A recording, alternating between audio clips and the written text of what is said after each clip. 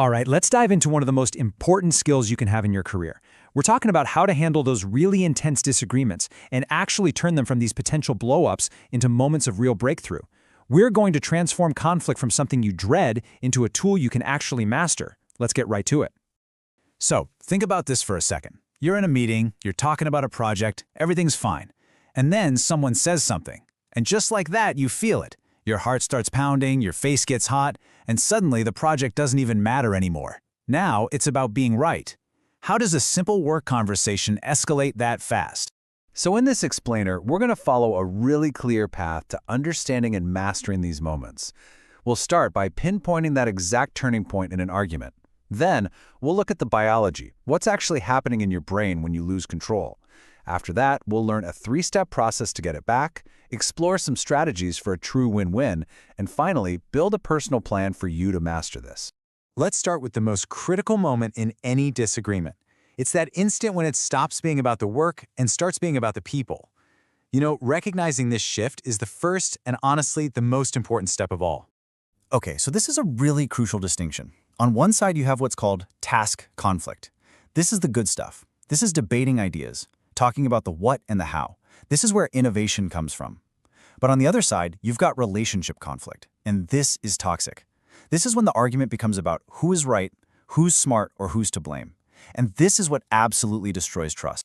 And that brings us to our first big idea, the slippery slope. This is that exact moment you slide from a healthy debate about the work into a really damaging personal fight. It's that point of no return where logic just flies out the window and raw emotion completely takes over. The whole key is to see that slope before you start sliding down it.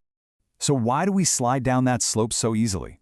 It's really tempting to think it's some kind of character flaw, a sign of weakness. But it's not. The real reason is hardwired right into our biology, and understanding this is the absolute key to controlling it. So when you feel that sudden rush of anger or defensiveness, it's so important to realize you're not just upset, you're actually experiencing a biological event. It's called an amygdala hijack. What's happening is your brain's ancient threat detection center, the amygdala, has literally seized control from your rational, modern brain. Dr. Dan Siegel's hand model shows this perfectly.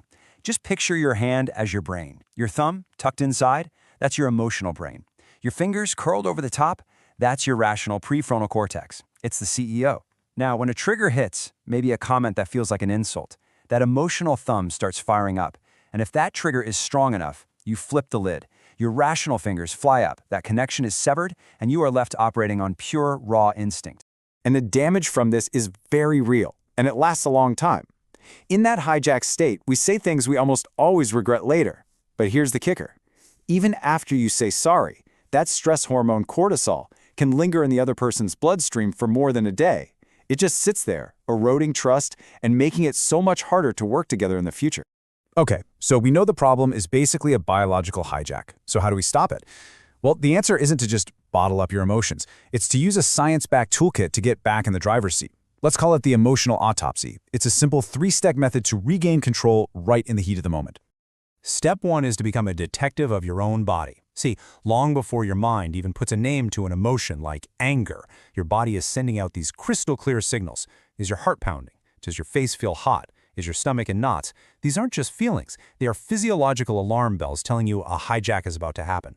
So, what do you do the second you feel that surge? Your first line of defense is just one simple number: 6.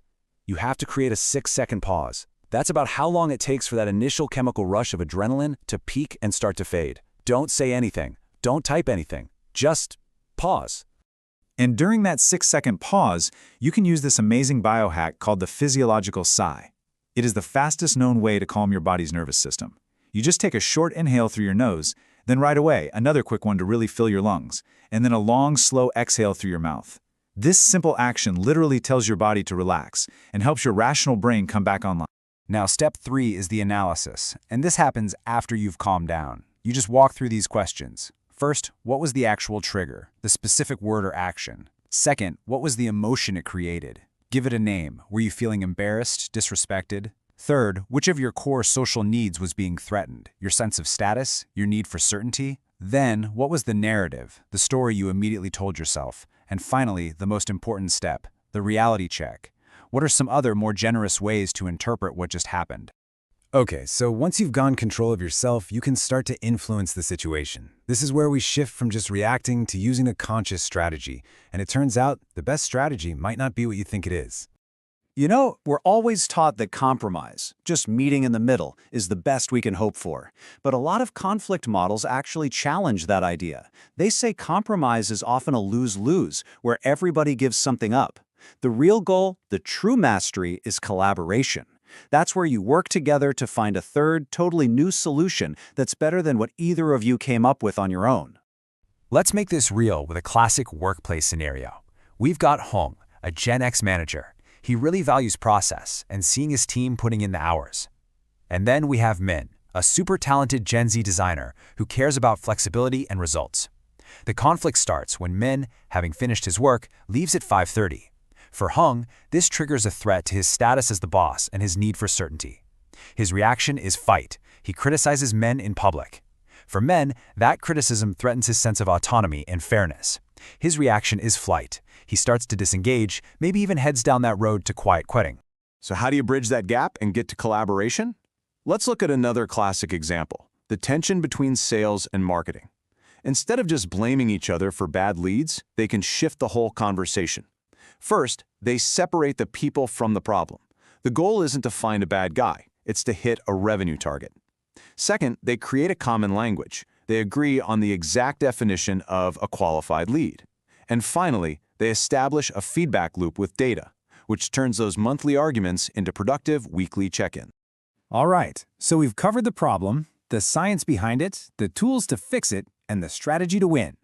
The final step now is to turn all of this knowledge into an unconscious skill, something that becomes instinct when you're under pressure. So here's your training plan to make this automatic. First, practice the body scan. A few times every day, just check in with yourself. Are my shoulders tense? Am I clenching my jaw? Just get fluent in your body's language. Second, master the pause. Make it a hard and fast rule. Always wait at least 6 seconds before you respond to anything that triggers you. And third, practice the reframe. Actively force yourself to look for the task-related reason for someone's behavior, not the personal attack that your hijacked brain is screaming about.